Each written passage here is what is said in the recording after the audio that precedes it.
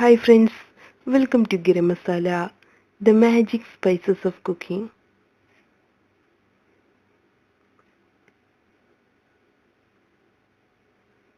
മുട്ടപ്പത്തിരി.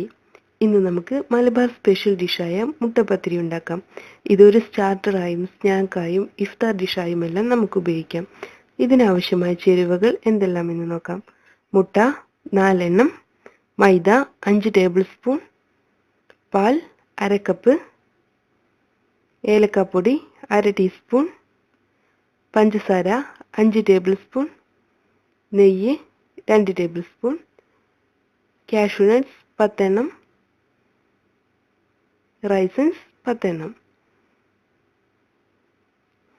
ആദ്യം നമുക്ക് മുട്ട ബീറ്റ് ചെയ്തെടുക്കണം. ഒരു ബ്ലെൻഡറോ ഫുഡ് പ്രോസസ്സറോ ഉപയോഗിച്ച് നമുക്ക് മുട്ട ബീറ്റ് ചെയ്തെടുക്കാം. ഫുഡ് പ്രോസസ്സറിലോട്ട് നമുക്ക് 4 മുട്ട ചേർത്ത് കൊടുക്കാം.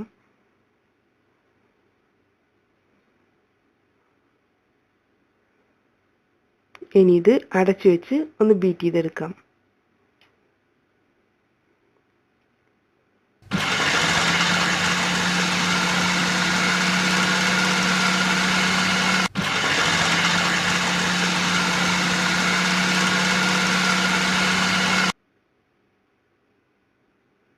നമ്മുടെ മുട്ട നന്നായി പതഞ്ഞു വന്നിട്ടുണ്ട്. ഇനി ഇതിലോട്ട് നമുക്ക് ബാക്കിയുള്ള ഇൻഗ്രീഡിയൻസ് ചേർക്കാം.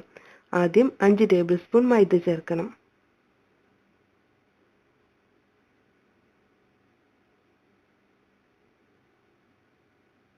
അടുത്തതായി പഞ്ചസാര ചേർത്ത് കൊടുക്കണം. പഞ്ചസാര കൂടുതൽ വേണ്ടവർക്ക് കൂടുതലും കുറച്ച് വേണ്ടവർക്ക് കുറച്ചും ചേർത്ത് കൊടുത്താൽ മതിയാവും. ഇതിലോട്ട് ഏലക്കാപ്പൊടി ചേർക്കാം. അടുത്തതായി പാല് കൂടെ ചേർത്ത് നമുക്കിത് അടച്ചു വെച്ച് നന്നായി ഒന്നുകൂടെ ബീറ്റ് ചെയ്തെടുക്കാം.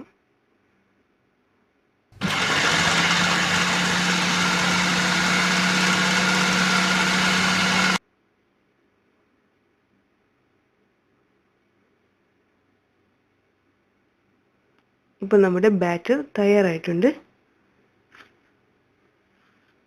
ഇനി നമുക്ക് പത്തിരി തയ്യാറാക്കാം. നമ്മുടെ പാൻ ചൂടായി വന്നിട്ടുണ്ട്. ഇതിലോട്ട് ആദ്യം നെയ്യ് ഒഴിച്ചു കൊടുക്കാം.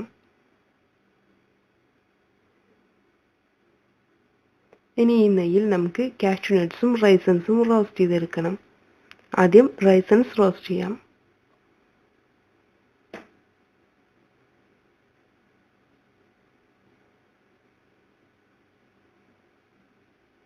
അടുത്തതായി കാഷ്യൂ നട്ട്സ് കൂടെ റോസ്റ്റ് ചെയ്തെടുക്കാം.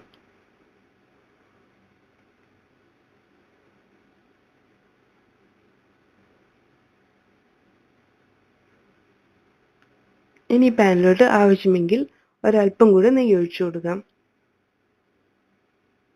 നെയ്യ് ചൂടായി വരുമ്പോൾ നമ്മൾ നേരത്തെ തയ്യാറാക്കി വെച്ചിട്ടുള്ള ബാറ്റർ ഇതിലോട്ട് ഒഴിക്കണം.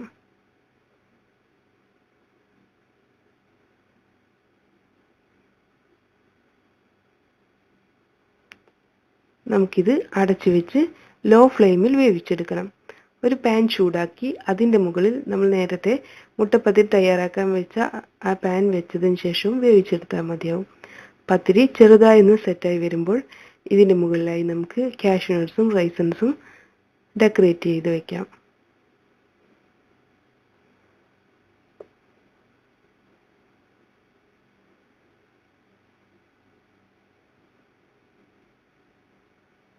ഇനി ഇത് അടച്ചു വെച്ച് ബേക്ക് ചെയ്തെടുക്കാം. നമ്മുടെ പൊങ്ങി വന്നിട്ടുണ്ട്. പത്തിരിയുടെ അടിഭാഗം കുക്കായിട്ടുണ്ട്. നമുക്കിനി ഇത് തിരിച്ചിട്ട് വേവിച്ചെടുക്കണം. അതിനായി ഈ പത്തിരിയെ ഒരു പ്ലേറ്റിലോട്ട് മാറ്റാം.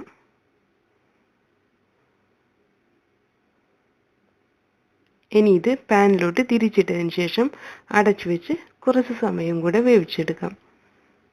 ഇപ്പോൾ നമ്മുടെ ടേസ്റ്റി ആൻഡ് യമ്മി മുട്ടപ്പത്തിരി തയ്യാറായിട്ടുണ്ട്. ഇത് നമുക്ക് ആവശ്യമുള്ള ഷേപ്പിൽ കട്ട് ചെയ്തതിന് ശേഷം സെർവ് ചെയ്യാം. Thank you.